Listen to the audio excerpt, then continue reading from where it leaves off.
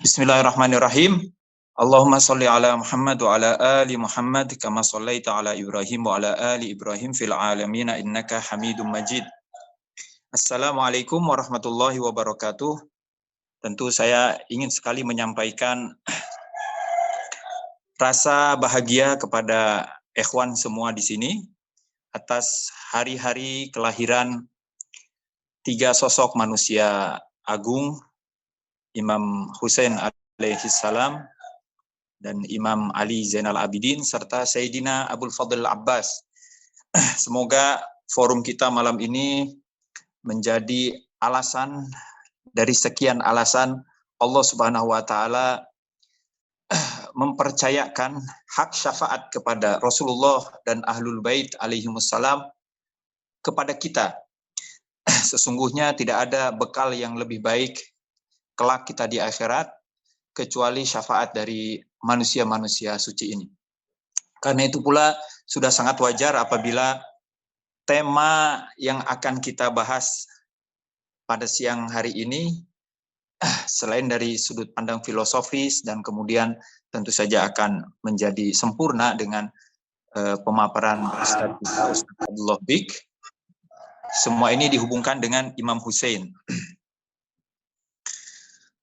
Baik, saya kira berbicara filsafat dari berbicara humus dengan lapisan filsafat, pertama-tama dimaksudkan untuk bahwa apapun kegiatan sosialisasi, kegiatan forum-forum yang mengklaim bahwa ini adalah pembelajaran umat, sesungguhnya tidak ada unsur politis, sehingga ada kecurigaan bahwa ini sesungguhnya bukan hanya pencerdasan umat, tetapi justru sebaliknya, pembodohan umat.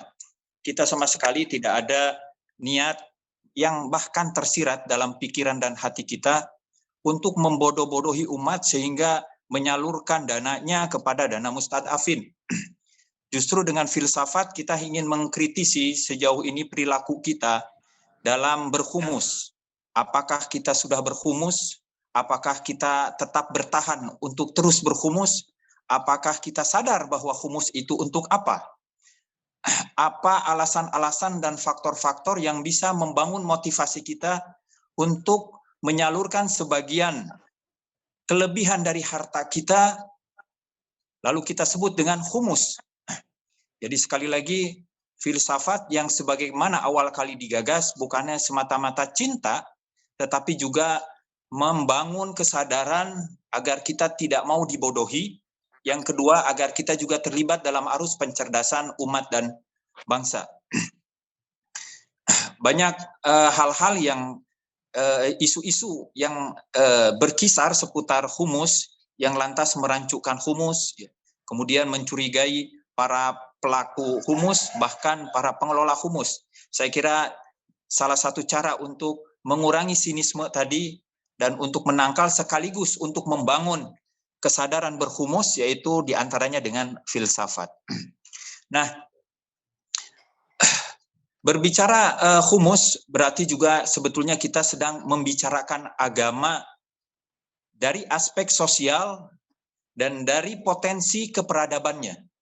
Jadi karena humus itu adalah salah satu keunikan ajaran Islam, maka tentu saja kita akan memahami Islam dari sisi humus sebagai dimensi sosial dan dimensi pembangunan peradaban masa depan. Yang kedua tentu saja karena humus ini adalah bagian dari sosial ekonomi, maka kita juga ingin menyadarinya bahwa ini adalah satu bentuk sistem ketahanan sosial.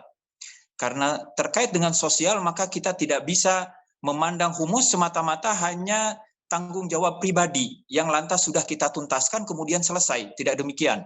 Tapi ini terkait dengan kesadaran kita untuk membangun ketahanan sosial di dalam komunitas kita sendiri. Yang ketiga, filsafat humus minimal mencakup 4 aspek.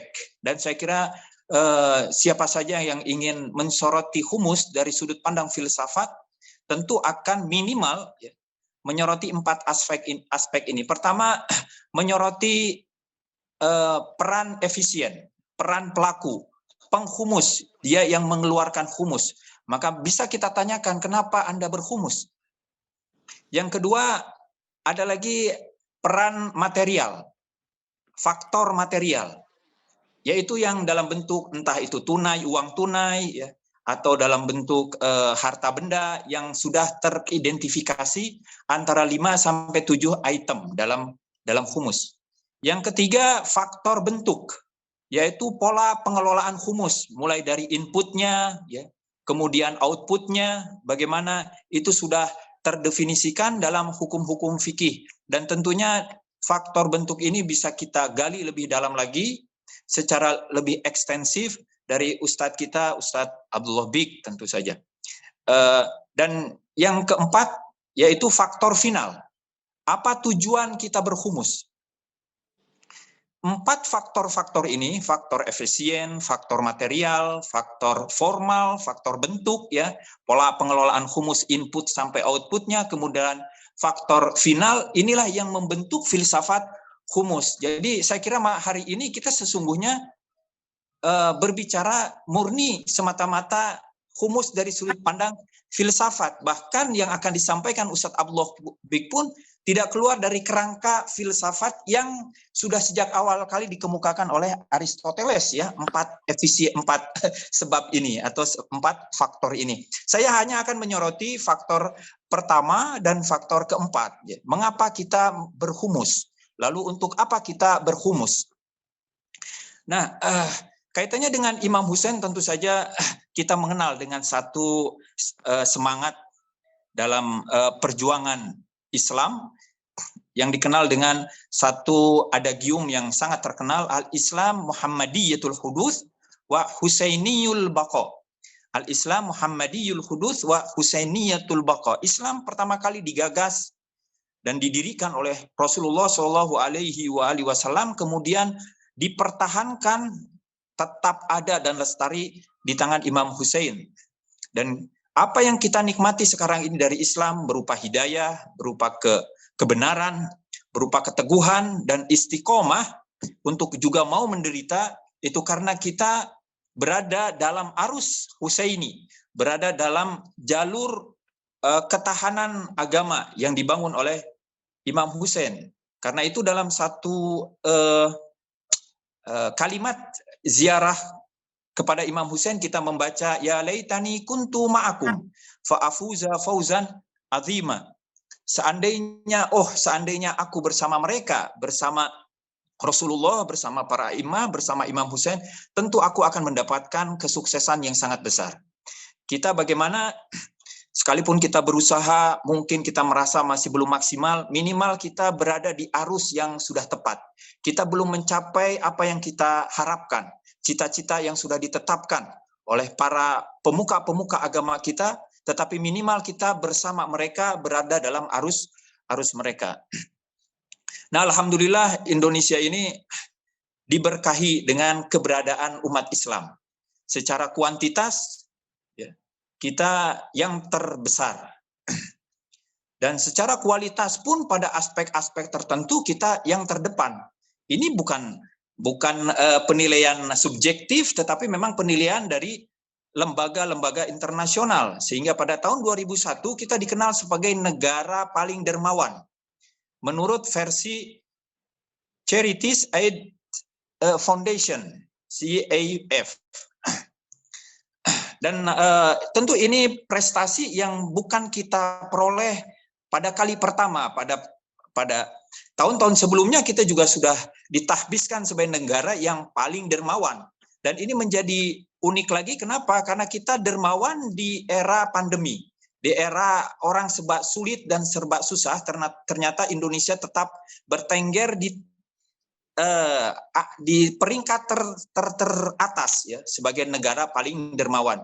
Dan salah satu faktornya mengapa masyarakat Indonesia disebut sebagai negara paling dermawan, karena dalam laporannya lebih dari 8 orang dari 10 orang Indonesia menyumbangkan uangnya, dan tingkat sukarelawan negara lebih banyak dari 3 kali rata-rata global. Karena itu faktor, dan kemudian disebutkan, menariknya lagi, faktor terbesar yang mendorong masyarakat Indonesia menyumbangkan uangnya, kemudian dia rela untuk menjadi tenaga sukarelawan, itu karena didorong dengan kewajiban-kewajiban agama. Yang utamanya kewajiban itu adalah kewajiban berzakat. Jadi Indonesia menjadi negara yang dihormati sebagai negara yang paling dermawan karena diantaranya ada kewajiban berzakat. Jadi bisa kita bayangkan bila tidak ada kewajiban berzakat, mungkin hanya kita mengandalkan pada ajaran-ajaran lain, tampaknya peringkat ini susah kita pertahankan. Jadi dalam laporan tersebut, di lembaga internasional itu menunjukkan bahwa pembayaran zakat secara global sangat tinggi pada tahun 2020 dan pada tahun 2001 bagaimana Indonesia mengambil porsi yang cukup besar. Jadi ini bukan sesuatu hal yang sangat kecil tetapi cukup besar, dan tentu saja kewajiban berzakat akan menjadi lengkap dengan kewajiban berhumus ya. Karena itu kita yang punya kesadaran kewajiban menunaikan zakat, kewajiban menunaikan humus, itu tidak semata-mata kita berdampak pada diri kita, berdampak pada masyarakat, tetapi kita betul-betul meneguhkan bahwa kita bukan hanya sebagai umat, tapi sebagai bangsa yang berkontribusi kepada negara dan bangsa, kepada tanah air, untuk meningkatkan martabat dan harkat kita di level global. Nah, kaitannya dengan humus ini tentu saja tidak bisa dilepaskan dari kekayaan dan kemiskinan. Kita sudah tidak lagi membicarakan tentang kekayaan, karena bicara tentang kaya, kita sudah kaya, berarti kita hidup sudah nyaman. Seringkali kita digugat, atau maaf, seringkali kita terusik hidup kita, ya, merenungkan nasib diri kita, karena kita berada dalam kesusahan, atau berada dalam kekurangan. Kekurangan apa ini? Yaitu kekurangan materi. Sehingga kalau kita tanyakan kepada Ali bin Abi Thalib alaihi salam terkait dengan kemiskinan, terkait dengan kekurangan materi, dengan keterbatasan ekonomis, maka beliau akan mengatakan, "Lau kanal faqru sakhsan laqataltuhu." Sekiranya kemiskinan itu berwujud sebagaimana manusia, maka aku akan penggal lehernya. Sedemikian kuatnya Imam Ali alaihi salam tekad yang besar untuk memerangi kemiskinan, sehingga beliau mengklaim sebagai negara, sebagai kepala negara, sebagai kepala pemerintahan pada masanya, yang tidak kita temukan klaim ini di pemimpin-pemimpin lain. Beliau mengatakan bahwa di pemerintahanku tidak ada orang di Kufah yang tidur tanpa atap, yang dia menjalani hidupnya dengan lambung kosong, tidak ada. Jadi artinya semua kebutuhan-kebutuhan hidup primer sudah dicukupi oleh pemerintahan, sehingga tidak ada orang yang miskin saat itu. Itu satu model pemerintahan yang bisa kita dijadikan rujukan, dan salah satu elemen dari berdirinya negara Islam dan ketahanan negara Islam, serta martabat dan marwah negara Islam sebagai negara yang bisa mensejahterakan materi dari sisi fisik kenegaraan, yaitu yang dijalankan oleh Imam Ali, dan terkait dengan kemiskinan. Laukan al-faqru sakhson laqataltuhu. Sekali lagi, seandainya kemiskinan itu adalah orang, maka akan aku penggal lehernya. Jadi kemiskinan bukan sekedar semata-mata masalah ekonomi, tetapi juga masalah status sosial, masalah kehormatan sosial, dan yang berikutnya juga masalah psikologis. Karena rata-rata kita sering menempatkan orang yang kekurangan dari sisi materi, selalunya dia berada di status sosial yang rendah. Kehormatan sosialnya tidak akan lebih tinggi daripada mereka yang kaya. Ini dari sisi sosial, ya. Dan karena itu kita juga didorong oleh Islam untuk juga pandai-pandai mencari uang. Pandai-pandai kita menjadi kaya. Kaya dalam pengertian tidak ada keterikatan dan tidak ada ketergantungan kepada yang lain. Bagaimana kita masing-masing satu keluarga melindungi marwah dan martabatnya, ya, di tengah masyarakat, minimal kita tidak menjadi tangan di bawah. Kalaupun kita tidak berada menjadi tangan di atas, minimal kita tidak berada menjadi tangan di bawah. Berikutnya juga saya kira yang tidak kalah pentingnya,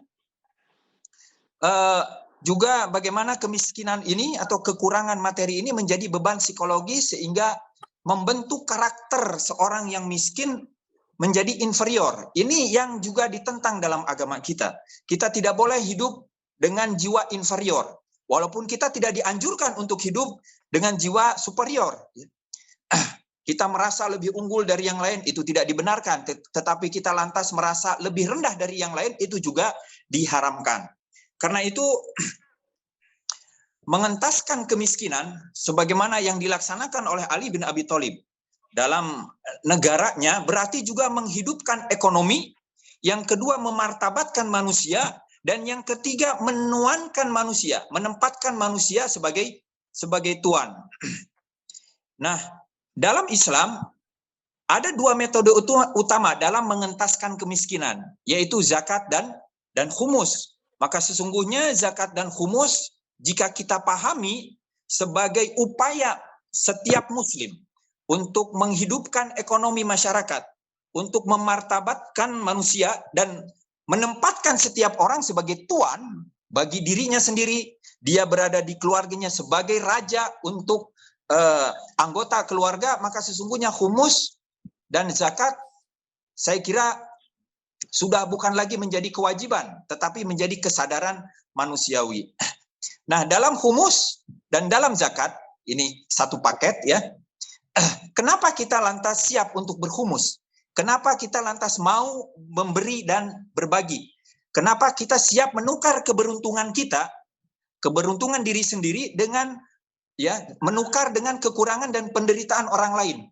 Ini pertanyaan yang saya kira untuk sebagian orang mungkin akan dijawab secara negatif. Ya, buat apa juga saya sudah capek-capek ya menghimpun dana ya, atau berusaha siang dan malam mencari dan menghimpun angka-angka lalu disimpan di rekening, pada akhirnya toh ternyata ada kewajiban untuk memberi dan berbagi atau menukar keberuntungan diri sendiri dengan kekurangan orang lain. Entah diklaim dengan nama zakat ataukah dengan nama khumus. Saya kira salah satu alasan mengapa kita berkhumus, terlepas kita percaya dengan agama ataukah tidak, ya, saya kira harus kita kembali kepada diri kita. Kita sebagai manusia yang ketika kita berada dalam kesenangan, lantas di tengah kita ada orang-orang yang sangat membutuhkan, berkekurangan, ya, maka tentu saja ada panggilan fitrah dalam diri kita untuk juga menolong, meringankan beban mereka. Bila kita ada kelebihan harta, maka tentu yang bisa meringankan beban tetangga kita, beban keluarga kita, beban sanak famili kita adalah dengan kita berbagi kelebihan materi kita. Jadi kita dengan zakat, kita dengan khumus, sesungguhnya kita sedang menajamkan fitrah kita sebagai manusia yang beradab. Nah, dengan kita tidak peduli kepada sesama, entah itu kita tidak mau lagi berzakat, kita tidak mau lagi berkhumus, kita tidak lagi mau berbagi dalam bentuk sedekah, maka sesungguhnya kita sedang menumpulkan keberadaban kemanusiaan kita. Tinggal berikutnya bagaimana kita menyatakan kemanusiaan dan keberadaban kita. Jangan sampai lantas ketika kita berbagi, kita berlebihan, ya, sehingga tidak ada sesuatu lagi di rumah kita untuk keluarga kita sendiri. Ini ifrat, ya. Jangan sampai lantas ketika kita ingin betul-betul memastikan bahwa kita ini adalah manusia yang beradab, lalu kita dianjurkan untuk berbagi, maka kita berbagi apa saja yang kita miliki, kita berikan semua, sehingga lantas juga kita menyengsarakan keluarga kita, membuat keluarga kita menjadi kekurangan dan bahkan menderita. Jadi karena itu perlu ada satu mekanisme yang mengatur bagaimana kita betul-betul menjadi manusia yang beradab dalam kita peduli terhadap kepada selain. Jadi ada tantangan ifrat dan tafrid. Disinilah saya kira letak bagaimana keberadaban kita harus benar-benar adil, tidak ifrat dan tidak tafrid. Adil ini bagaimana ini kita mengukur keadilan kemanusiaan kita, keberadaban kita. Nah, tentu tidak ada cara lain, saya kira hanya satu-satunya cara untuk kita mendapatkan keterangan tentang keadilan kita dalam beradab dan berkemanusiaan dengan sesama, yaitu keterangan dari langit, keterangan dari wahyu, yaitu keterangan dari agama. Melalui agama kita terbantu untuk kita bisa bersikap adil dalam kemanusiaan kita, dalam keberadaban kita. Agama menjelaskan kepada kita bahwa khumus dan zakat adalah dua mekanisme yang dijelaskan oleh agama untuk menjadi manusia yang adil dan beradab. Dengan demikian saya kira kita sebagai manusia Indonesia untuk bisa memaksimalkan sila kedua, kemanusiaan yang adil dan beradab, maka itu bisa sepenuhnya kita laksanakan dengan keterangan wahyu, yaitu dengan keterangan agama dalam bentuk kadar yang paling minimal dari keadilan, yaitu kewajiban zakat dan kewajiban khumus. Bila kita ingin mendapatkan kadar maksimal dan ideal dari keadilan untuk memenuhi kemanusiaan dan keberadaban kita, maka agama memberikan ruang yang lain selain kewajiban zakat dan kewajiban khumus, yaitu sunnahnya kita melaksanakan sedekah. Dan ini salah satu bentuk bagaimana sesuai dengan falsafah diutusnya kenabian, ikhwani dan akhwati, ibu-ibu dan bapak-bapak, bahwa agama datang untuk menyempurnakan keutamaan akhlak. Kita ingin berbagi, keinginan berbagi adalah keutamaan akhlak. Tapi bagaimana kita mengekspresikan keutamaan akhlak ini, bagaimana kita supaya bisa menyatakan berbagi secara adil, ya, tidak ifrat dan tidak tafrid, maka Rasulullah SAW hadir dengan menjelaskan minimal pada dua tingkatan yang paling minimal tadi, yaitu kewajiban zakat dan kewajiban khumus. Dengan demikian, apabila kita menyadari kewajiban zakat dan kewajiban khumus, ya, sebagai tugas kemanusiaan, maka ada agama atau tidak agama seharusnya kita sudah bisa melaksanakan khumus tadi, yaitu berbagi. Tapi bagaimana agama datang, yaitu untuk memastikan bahwa zakat yang kita tunaikan, khumus yang kita tunaikan sesuai dengan nilai keadilan, tidak ifrat, juga tidak tafrid.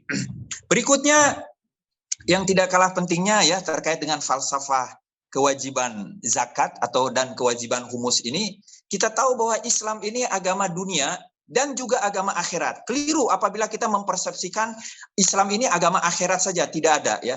Akhirat itu tidak akan diperoleh kecuali dengan dunia, dan hanya satu-satunya jalan untuk mencapai keberuntungan kita di akhirat yaitu dengan kita memakmurkan dunia. Dari Imam Ja'far Shadiq, ya, dari Imam Bagir alaihissalam, beliau bersabda, bukan laisa minna, bukan bagian dari kami orang yang meninggalkan akhirat demi dunianya, atau sebaliknya meninggalkan dunia demi akhiratnya. Tidak demikian. Karena itu juga sekali lagi, mukmin yang sejati adalah mukmin yang pandai mencari uang. Itu hadis yang bunyinya mungkin agak kasar, ya, tapi untuk menjelaskan kepada kita bahwa bagaimana kita memakmurkan akhirat tidak ada cara lain yaitu dengan memakmurkan dunia. Jadi manusia yang terbaik di dunia berarti juga dia adalah manusia yang terbaik di akhirat. Sebaik-baiknya manusia yang paling memberi manfaat dan kenyamanan kepada masyarakat serta lingkungan, itulah manusia muslim terbaik. Khairun nas anfa'uhum linnas. Dan saya kira sudah sangat jelas sekali, ya, memakmurkan dunia itu juga sama dengan memakmurkan ekonomi. Entah ekonomi makro atau ekonomi mikro, sehingga dengan demikian, dengan kesadaran ini, maka memakmurkan ekonomi orang lain sama dengan kita memakmurkan akhirat diri kita sendiri. Dunia ini tidak lebih dari sarana ibadah, ikhwan. Jadi tempat ibadah, tempat memakmurkan akhirat. Cara kita memakmurkan akhirat bisa dengan berbagai cara. Tapi salah satu yang diterangkan oleh agama yang membantu kita untuk bisa menjamin kehidupan kita setelah kematian, yaitu kewajiban berzakat dan berkhumus. Dan itulah definisi rizki yang sesungguhnya. Apa itu rizki yang sesungguhnya? Yaitu rizki yang bermanfaat bukan hanya di dunia tetapi juga di akhirat. Jadi saat kita berkhumus, ya, tentu dengan kesadaran bahwa sesungguhnya kita sedang menjamin hidup kita bahagia di akhirat. Karena tentu saja di dunia ini tidak ada orang yang bahagia sepenuhnya, tetap juga tidak ada orang yang menderita sepenuhnya. Kita akan mencari dan cenderung untuk mendapatkan kebahagiaan yang sepenuh-penuhnya. Bagaimana kita menjamin kebahagiaan yang sepenuh-penuhnya? Tidak akan kita peroleh kecuali di kehidupan lain, dan cara satu-satunya yaitu kita memakmurkan dunia ini, memakmurkan masyarakat, memakmurkan komunitas, yaitu dengan diantaranya elemen yang paling mendasar yaitu ekonomi, yang dijelaskan dalam agama kita dalam 2 kewajiban, yaitu zakat dan humus. Berikutnya yang tidak kalah pentingnya ya terkait dengan filsafat humus ini, yaitu kita akan melihat Islam ini bukan semata-mata sebagai ajaran ibadah saja. Bulan Ramadan menjelang atau Sya'ban sekarang ini orang fokus dengan doa-doa saja, hubungan dia dengan Tuhan. Tetapi bagaimana kita menyadari Islam melalui kewajiban zakat dan humus ini sebagai ajaran dan sistem kehidupan. Sistem kehidupan sebagai di mana semua perangkat diperlukan untuk menjalani kehidupan manusia. Di antaranya ya tentu saja elemen yaitu komponen ekonomi. Dan eksistensi Islam ini yang sangat penting sekali. Eksistensi Islam terutama mazhab Ahlul Bait yang dari dulu minoritas yang kemudian berpencar-pencar ke berbagai tempat, yang lantas berada terus di bawah tekanan dan penindasan dan sampai sekarang tetap kokoh, itu salah satunya karena sistem ekonomi yang berjalan kuat. Jadi kita sekarang ini ada, kita yang sekarang ini sedang duduk, dan kita yang sekarang ini bisa berkumpul satu dengan yang lain, bisa bersapa dengan senyum, itu berkah diantaranya adalah karena sistem ekonomi yang kita miliki. Selain kewajiban zakat juga ada kewajiban humus.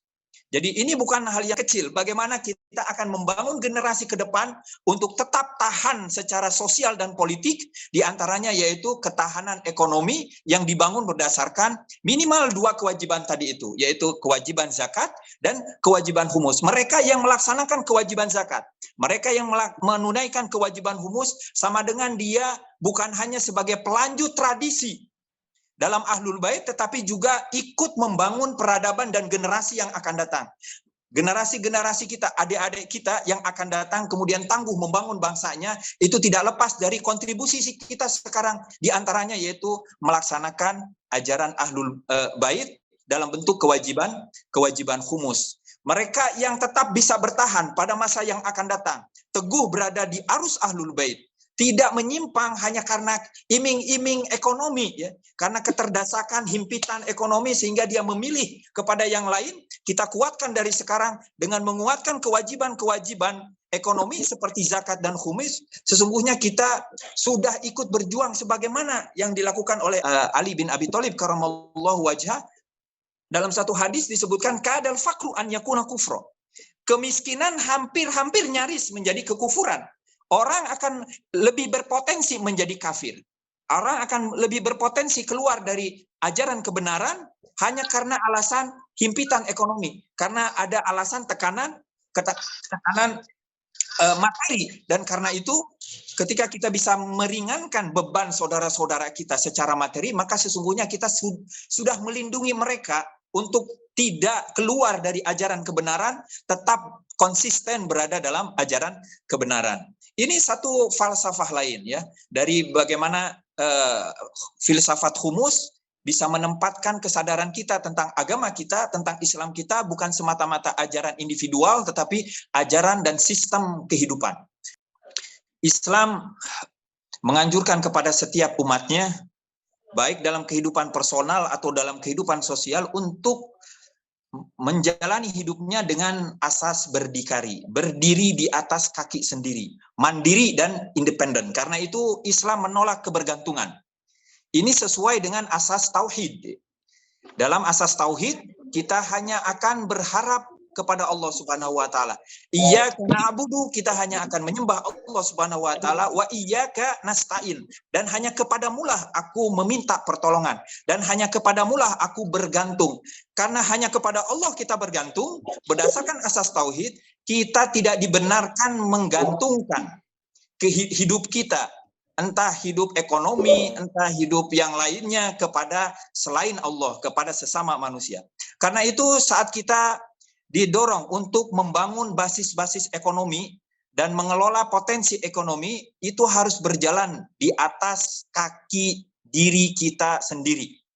Saat kita berkumpul dengan yang lain, bagaimana kita duduk sama rendah, saat mereka berdiri, bagaimana juga kita berdiri sama tinggi. Maka dalam kehidupan sosial, Islam juga menuntut kita agar tidak bergantung kepada bangsa lain, agar tidak bergantung kepada umat lain. Kita hanya akan bisa berdikari, kita hanya akan bisa mandiri bila kita secara ekonomi juga mandiri. Karena itu kewajiban zakat dan kewajiban humus adalah dalam rangka bagaimana kita membangun ketahanan sosial di dalam diri kita sendiri, bagaimana kita membangun marwah keumatan dan kebangsaan kita, bagaimana kita membangun dan meningkatkan kemandirian serta independensi dan berdikari kita sehingga kita tidak bergantung kepada yang lain. Sistem yang sudah dibangun dalam Islam dalam bentuk kewajiban zakat dan kewajiban humus itu dalam rangka kita mengangkat martabat kita tidak lagi bergantung kepada yang lain,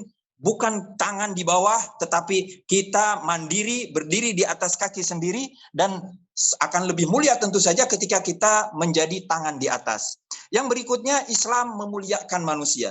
Ikhwan, akhwati, memang tampaknya kewajiban zakat dan kewajiban humus itu adalah beban. Tapi bila kita ingat bahwa Islam memuliakan manusia, maka tentu zakat ini bagian mekanisme yang bisa memuliakan manusia. Dan tidak ada makhluk yang lebih mulia daripada manusia. Karena itu tidak dibenarkan kita merendahkan martabat manusia, merendahkan martabat diri sendiri, merendahkan martabat orang lain. Tangan di bawah adalah kerendahan. Karena itu Syahid Mutahari dalam satu tafsirnya yang sudah diterjemahkan oleh ICC juga, kita bisa membaca di dalamnya bahwa meminta-minta itu haram, kecuali pada keadaan tertentu. Apabila kita meminta kepada orang yang dia berpotensi menghinakan kita, menceritakan minta-mintanya kita kepada dia, kepada orang lain, maka kita diharamkan untuk meminta kepada dia. Jadi sedemikian Islam bagaimana menjaga martabat seorang mukmin. Dan dalam ayat kemudian Syahid Mutahari membawakan satu ayat, bahwa kemuliaan itu milik Allah, milik Rasul, dan milik orang-orang mukmin. Jangan pernah kita menghilangkan kehormatan yang diberikan oleh Allah Subhanahu wa taala. Jangan pernah kita merendahkan martabat kemuliaan yang diberikan Allah Subhanahu wa taala kepada kita dengan cara kita meminta-minta.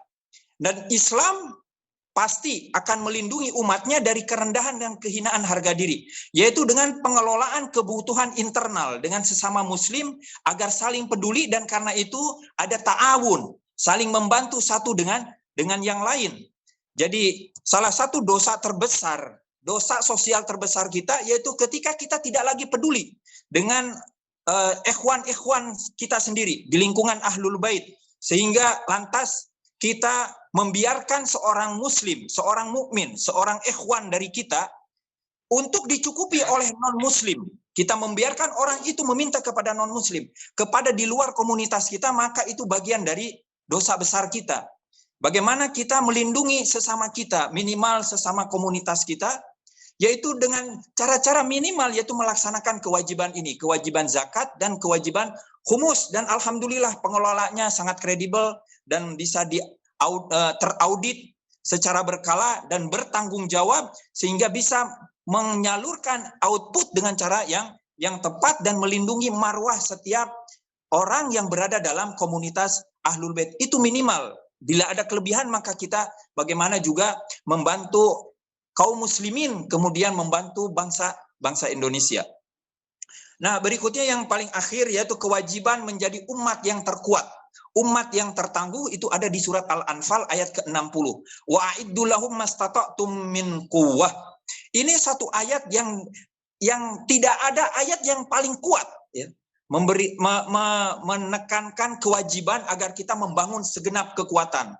Dan saya kira humus dan zakat ini juga memastikan diri kita berada dalam arus pembangunan peradaban masa depan Islam dengan memaksimalkan segenap potensi yang ada pada kita, ikhwan yang punya potensi ekonomi yang lebih besar bekerja sama dengan ikhwan-ikhwan yang lain untuk membangun A'iddu mastata'tum min quwwah, melaksanakan ayat ini, yaitu persiapkanlah segala sesuatu yang bisa kita lakukan untuk membangun kekuatan sehingga betul-betul masyarakat Ahlul Bait dari sisi ekonomi adalah masyarakat yang tangguh. Sehingga kita dalam logika masyarakat umum, dalam logika publik, marwah dan harga diri itu juga ditentukan oleh status ekonomi.